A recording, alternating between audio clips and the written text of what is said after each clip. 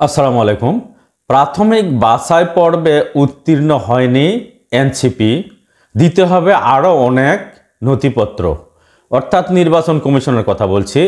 নির্বাচন কমিশনে নিবন্ধনের জন্য গত মাসের অর্থাৎ জুনের শেষের দিকে আবেদন করেছিল এনসিপি। তারা আবেদন করেছিল নিবন্ধনের জন্য, আবেদন করেছিল 43,000 পৃষ্ঠার নথিপত্র, এবং এতগুলো নথিপত্র তারা নির্বাচন কমিশনে পৌঁছে দিয়েছিল ট্রাকে করে। অর্থাৎ এত কাগজপত্র তারা কিভাবে নিয়ে যাবে, তাই ট্রাকে করে তাদের প্রতিনিধি সহ নির্বাচন কমিশনে জমা দিয়েছিল 43,000 পৃষ্ঠার নথিপত্র। এনসিপিরই মুখ্য সমন্বয়ক নাসির উদ্দিন পাটোয়ারি এই কথাগুলো জানিয়েছেন। আর আজকেই এই যে একটু আগে 10 মিনিট আগে কালবেলা পত্রিকাতে দেখলাম যে প্রাথমিক বাছাই পর্বেও তারা কিন্তু ফেল, তাদেরকে আরও নথিপত্র জমা দিতে হবে। আমার কথা হচ্ছে, এনসিপির ছেলেদেরকে আমি অত্যন্ত পছন্দ করি, তাদেরকে অত্যন্ত সম্মান করি, তাদেরকে আমি সেলুট জানাই। এর কারণ কি জানেন? দীর্ঘ 15টি বছর স্বৈরাচারী হাসিনা, ফ্যাসিস্ট হাসিনা, ফেরাউন হাসিনা এদেশের জনগণের উপরে জগদ্দল পাথর হয়ে ক্ষমতা জোর করে দখল করে বসেছিল। বিএনপি 15টি বছর রাজপথে ছিল, 15টি বছর তারা আন্দোলন করেছে, সংগ্রাম করেছে।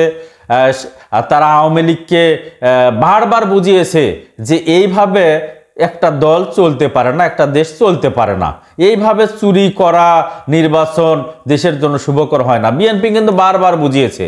তারা নিয়মতান্ত্রিক পন্থায় আন্দোলন করেছিল 15টি বছর, রাজপথে তারা 15টি বছরই ছিল, কিন্তু তারা ফ্যাসিস্ট হাসিনাকে, ফেরাউন হাসিনাকে দেশ থেকে তাড়িয়ে দিতে পারেনি। অথচ নতুন একটা ইস্যু, সেটা হচ্ছে চাকরির ক্ষেত্রে কোটা পদ্ধতি। এখানে কোটা পদ্ধতি বাতিলের জন্য বৈষম্য বিরোধী ছাত্র আন্দোলনেরা শেখ হাসিনার বিরুদ্ধে যে আন্দোলন করেছিল, এই আন্দোলনের এক পর্যায়ে শেখ হাসিনা বলেছিল যে এরা সবাই রাজাকার, রাজাকারের নাতিপুতিরা চাকরি পাবে কেন, মুক্তিযোদ্ধার নাতিপুতিরা পাবে, এই ধরনের কি যেন একটা কথা বলেছিল, যার কারণে ছাত্ররা উত্তেজিত হয়ে মাঠে নেমে জীবন দিয়ে এই ফ্যাসিস্ট হাসিনাকে দেশ থেকে তাড়িয়ে দেয়। আমি মনে করি এটার বড় একটা ক্রেডিট বৈষম্য বিরোধী ছাত্র আন্দোলনের অগ্রভাগের যারা নেতৃত্ব দিয়েছিল বা নেতা ছিল, তারাই কিন্তু এনসিপি গঠন করছে। এই জন্য এনসিপির ভাইদেরকে আমার খুব ভালো লাগে। কিন্তু ঘটনা হচ্ছে, রাজনৈতিক দল হিসাবে আপনারা নিবন্ধনই পাননি, অথচ আপনাদের কিছু কিছু নেতার হম্বিতম্বি দেখে, তাদের কিছু উচ্চ বাক্য দেখে মনে হয় যে আপনারা বিএনপির চেয়েও পুরাতন একটা রাজনৈতিক দল, জামাতের চেয়েও পুরাতন একটা রাজনৈতিক দল। আপনাদের সম্মান করি, ভালোবাসি, এটা ঠিক, কিন্তু ঘটনা হচ্ছে কথাবার্তা বলতে হবে নবীনদের মতো। কারণ আপনারা আজকে যে পত্রিকাতে দেখলাম, আপনারা দলের নিবন্ধনই পাননি, প্রাথমিক বাছাই পর্বে ফেল, আপনাদেরকে আরও নথি দিতে হবে।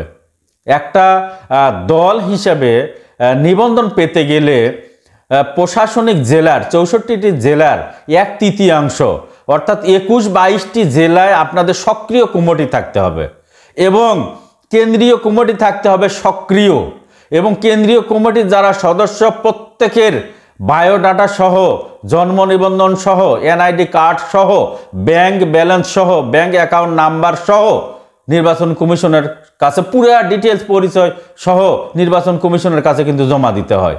কোথাও না কোথাও আপনাদের একটু গ্যাপ গেছে, না হলে আপনারা পাইতেন। তাছাড়া 100টি উপজেলায় বা 100টি মেট্রোপলিটন আপনার থানায় কমপক্ষে 200 জন ভোটারের কিন্তু এক সমর্থন লাগে বা নথি লাগে বা তাদের সাপোর্ট লাগে। এগুলা বিভিন্ন শর্ত আছে, এই শর্তগুলো পূরণ করার পরেই একটা দল নিবন্ধিত হয়।